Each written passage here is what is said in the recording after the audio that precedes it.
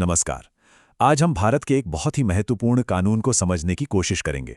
कारखाना अधिनियम 1948। ये वो कानून है जो कामगारों के लिए एक तरह से सुरक्षा कवच का काम करता है। तो इस कानून की आत्मा को समझने के लिए चलिए एक अदालती मामले के इस दमदार बयान पर एक नज़र डालते हैं।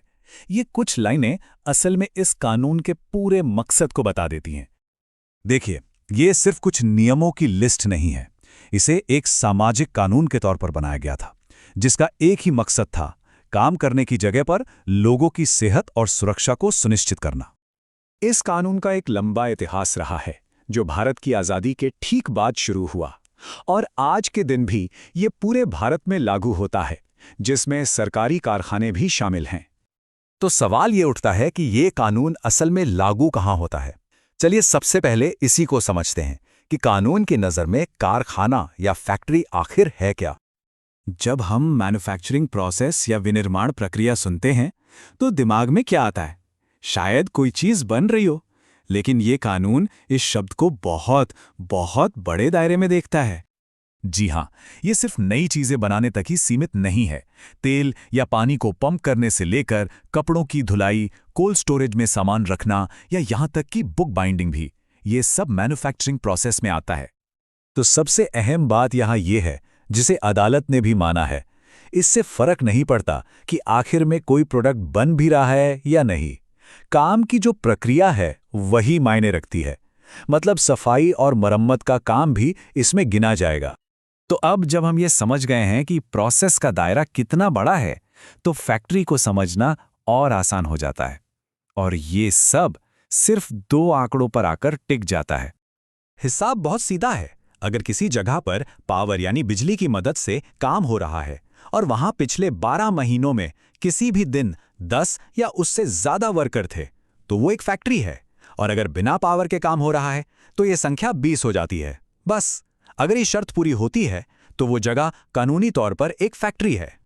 तो चलिए, कहाँ की बात तो हो गई। अब इस पर ध्यान देते हैं कि इस कानून के केंद्र में कौन है, यानी वो लोग जिनकी इसमें भूमिका है। तो वर्कर या कर्मकार कौन है? बिल्कुल मैन्युफैक्चरिंग की तरह ही इसकी परिभाषा भी काफी व्यापक है। चाहे किसी को सीधे काम पर रखा गया हो या किसी एजेंसी के जरिए, पैसे के लिए या बिना पैसे के, वो सब वर्कर की परिभाषा में आते हैं। और ये बहुत ही जरूरी है। लाल मोहम्मद मामले में सुप्रीम कोर्ट ने यह साफ किया कि कंस्ट्रक्शन साइट पर काम करने वाले मजदूर भी वर्कर की परिभाषा में आएंगे। मतलब साफ है, सुरक्षा सिर्फ फैक्ट्री की 4 दीवारी तक ही सीमित नहीं है। और अब आते हैं इस कानून में सबसे अहम भूमिका पर, और वो है ऑक्यूपायर या अधिभोगी की। इसे समझने का सबसे अच्छा तरीका है जहाज के कप्तान वाली बात। मतलब ऑक्यूपायर वो व्यक्ति है जिसके पास फैक्ट्री के मामलों का अंतिम नियंत्रण होता है और जिसके ऊपर अंतिम जिम्मेदारी भी होती है। तो ये कप्तान कौन हो सकता है?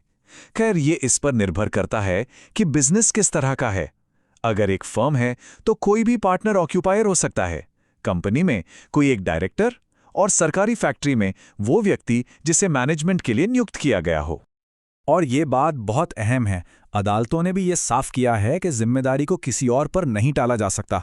एक कंपनी में ये जिम्मेदारी किसी डायरेक्टर को ही लेनी होगी। मतलब अकाउंटेबिलिटी सबसे ऊपर से शुरू होती है। लेकिन तब क्या होता है जब काम करने की प्रक्रिया में खतरा ज्यादा हो? कानून में इसके लिए खास श्रेणी है, परिसंकटमय प्रक्रियाएं या हैजर्डस प्रोसेसेस। इसका मतलब है ऐसी कोई भी प्रक्रिया या गतिविधि जिससे अगर खास सावधानी न बरती जाए तो वहां काम करने वाले लोगों की सेहत को गंभीर नुकसान हो सकता है या पर्यावरण को भी नुकसान पहुंच सकता है। तो यहाँ खतरा दोहरा है। एक तो सीधे तौर पर उन लोगों के लिए जो वहां काम कर रहे हैं, और दूसरा फैक्ट्री के बाहर के पूरे पर्यावरण के लिए। इन्हीं बड़े जोखिमों को देखते हुए ये कानून बहुत ही साफ और खास कर्तव्य सीधे सीधे ऑक्यूपायर के कंधों पर डालता है। और इस सब की शुरुआत होती है 1 नंबर से, एक बहुत जरूरी समय सीमा जो हर ऑक्यूपायर को पता होनी ही चाहिए। ये कोई सलाह नहीं है, ये एक सख्त नियम है। किसी भी जगह को फैक्ट्री के तौर पर इस्तेमाल करना शुरू करने से कम 15 दिन पहले ऑक्यूपायर को चीफ इंस्पेक्टर को एक लिखित नोटिस भेजना ही होगा। लेकिन इन सब नियमों से भी बढ़कर है ये एक सामान्य कर्तव्य। हर ऑक्यूपायर की ये जिम्मेदारी है कि वो जहां तक संभव हो अपने सभी वर्कर्स की सेहत, सुरक्षा और कल्याण को सुनिश्चित करे। यही ऑक्यूपायर का सबसे जरूरी काम है। तो कुल मिलाकर ये 1948 का कानून जवाबदेही की एक साफ लाइन खींचता है। अल्टीमेट कंट्रोल का मतलब है अल्टीमेट जिम्मेदारी। लेकिन